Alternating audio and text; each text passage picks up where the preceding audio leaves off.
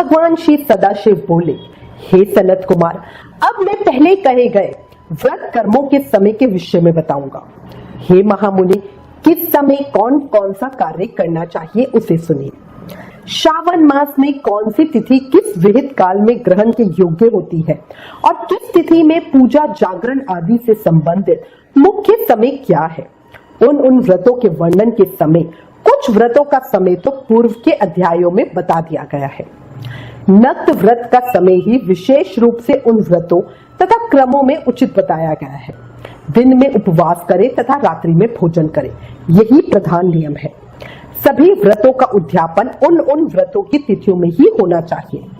यदि किसी कारण से उस तिथि में उद्यापन असंभव हो तो पांचांग शुद्ध दिन में एक दिन पूर्व अधिवासन करके और दूसरे दिन आदर पूर्वक होम आदि कृत्यों को करे। धारण पारण व्रत में तिथि का घटना व बढ़ना कारण नहीं है। श्रावण मास के शुक्ल पक्ष की प्रतिपदा तिथि में संकल्प करके उपवास करें, पुनः दूसरे दिन पारण करें, इसके बाद दूसरे दिन उपवास करें। इसी क्रम से करते रहें। व्रती को चाहिए कि वह पारण में हविष्य अन्न, मूंग, चावल आदि ग्रहण करे। एकादशी तिथि में पारण का दिन हो जाने पर 3 दिन निरंतर उपवास करें। रविवार व्रत में पूजा का समय प्रातःकाल ही होना चाहिए। सोमवार के व्रत में पूजा का प्रधान समय सायंकाल कहा गया है। मंगल, बुध तथा गुरु के व्रत में पूजन के लिए मुख्य समय प्रातःकाल है। शुक्रवार के व्रत में पूजन उषा काल से लेकर सूर्योदय के पूर्व तक हो जानी चाहिए तथा रात्रि में जागरण करना चाहिए। शनिवार के दिन व्रत में नरसिंह का पूजन सायंकाल में करें। शनि के व्रत में शनि के दान के लिए मध्याह्न मुख्य समय कहा गया है। हनुमान जी के पूजन का समय मध्याह्न है। अश्वत्थ का पूजन प्रातःकाल करना चाहिए। हे वत्स, रोटक नामक व्रत में यदि सोमवार युक्त प्रतिपदा तिथि हो तो वह प्रतिपदा 3 मुहूर्त से कुछ अधिक होनी चाहिए, अन्यथा पूर्व योगिनी प्रतिपदा ग्रहण करनी चाहिए। औदुंबरी द्वितीया सायंकाल व्यापनी मानी गई है। यदि दोनों तिथियों में पूर्व भेद हो तो तृतीया संयुक्त द्वितीया ग्रहण करनी चाहिए। स्वर्ण गौरी नामक व्रत की तृतीया तिथि चतुर्थी युक्त होनी चाहिए। गणपति व्रत के लिए तृतीया व्रत चतुर्थी तिथि प्रशस्त होती है। नागों के पूजन में षष्ठी युक्त पंचमी प्रशस्त होती है। सुपोदन व्रत में सायंकाल सप्तमी युक्त षष्ठी श्रेष्ठ होती है। शीतला के व्रत में मध्याह्न व्यापनी सप्तमी ग्रहण करनी चाहिए। देवी के पवित्रारोपण व्रत में रात्रि व्यापनी अष्टमी तिथि ग्रहण करनी चाहिए। नक्त व्यापनी कुमारी नवमी प्रशस्त मानी जाती है। इसी प्रकार आशा नामक जो दशमी तिथि है वह भी नक्त व्यापनी होनी चाहिए। वृद्ध एकादशी का त्याग करना चाहिए। हे मुने, उसमें वेद के विषय में सुनिए। एकादशी व्रत के लिए अरुणोदय में दशमी का वेद वैष्णवों के लिए तथा सूर्योदय में दशमी का वेद सामर्थ्यों के लिए निंदक होता है। रात्रि के अंतिम प्रहर का आधा भाग अरुणोदय होता है। इसी रीति से जो द्वादशी हो वह पवित्रारोपण में ग्रह्य है। कामदेव के व्रत में त्रयोदशी तिथि रात्रि व्यापनी होनी चाहिए।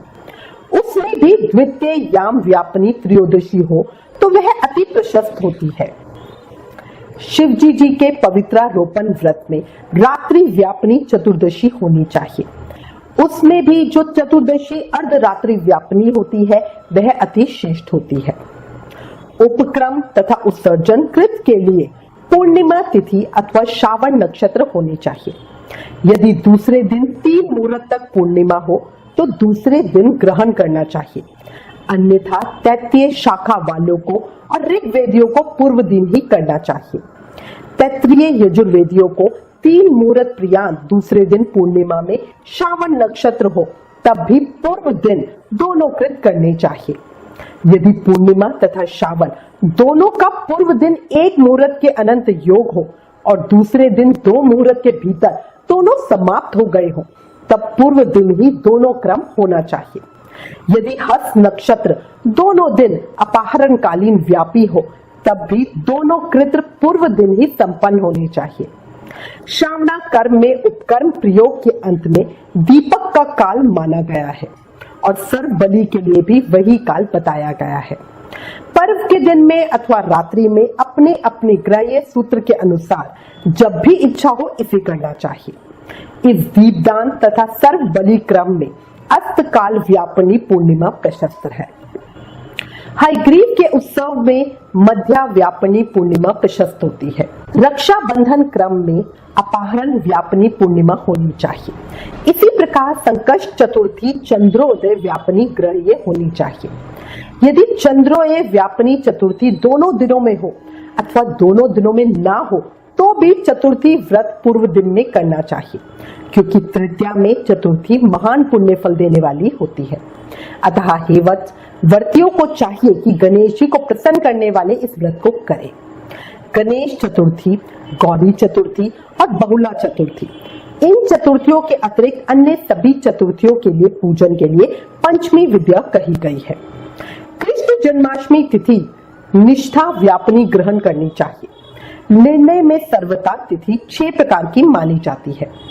दोनों दिन पूर्ण व्याप्ति, दोनों दिन केवल अव्यक्ति, अंश से दोनों दिन समव्यक्ति, अंश से दोनों दिन विषम व्यक्ति, पूर्व दिन संपूर्ण व्यक्ति और दूसरे दिन केवल आंशिक व्यक्ति, पूर्व दिन आंशिक व्यक्ति और छठी है दूसरे दिन अव्यक्ति।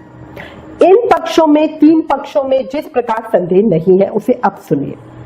विषम व्यक्ति में अंश व्यक्ति से अधिक व्यक्ति उत्तम होती है। एक दिन तिथि पूर्ण है, वही तिथि दूसरे दिन अपूर्ण कही जाती है। अव्यक्ति तथा अंश से व्यक्ति, इनमें से अंश व्यक्ति उत्तम होती है। और जब अंश व्यक्ति पूर्ण हो और तथा जब अंश से सम हो वहां संदेह होता है और उसके निर्णय में भेद होता है। कहीं युगम वाक्य से वार व नक्षत्र के योग से, कहीं प्रधान द्वय योग से और कहीं पारणा योग से। जन्माष्टमी व्रत में संदेह होने पर तीनों पक्षों में परागह्य होती है। यदि अष्टमी 3 प्रहर के भीतर ही समाप्त हुई हो तो अष्टमी के अंत में पारणा हो जाना चाहिए, और उसके बाद यदि अष्टमी उषा काल में समाप्त होती हो तो पारणा उसी समय करना चाहिए। पिठोर नामक व्रत में मध्याह्न व्यापनी अमावस्या शुभ होती है और वृषभों के पूजन में सायकाल व्यापनी अमावस्या शुभ होती है। कुशों के संशय में संग्रह काल, यह दिन के 5 भागों में से दूसरा भाग होता है। व्यापनी अमावस्या शुभ कही गई है। सूर्य के कर्क संक्रमण में 30 घड़ी पूर्व का काल पुण्यमय मानते हैं। अगस्त्य के अर्ध का काल तो व्रत वर्णन में ही कह दिया गया है। हे वत्स, मैंने आपसे यह कर्मों के काल का निर्णय कह दिया।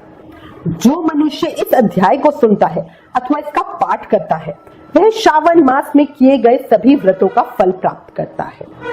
इस प्रकार शिवस्कंद पुराण के अंतर्गत ईश्वर सनत कुमार संवाद में श्रावण मास महत्तम में व्रत निर्णय काल निर्णय कथन नामक 29वां अध्याय समाप्त। इस 29वें अध्याय के सुनने सुनाने से श्रावण मास के सभी व्रतों का फल प्राप्त होता है। देखो, याद रखो, जीवन क्षणभंगुर है, अभी है और अगले ही पल जाने क्या हो जाए। इसलिए इस समय को यूं ही नहीं गवाओ, अपने जीवन को अधिक से अधिक शुभ कर्मों में लगाओ।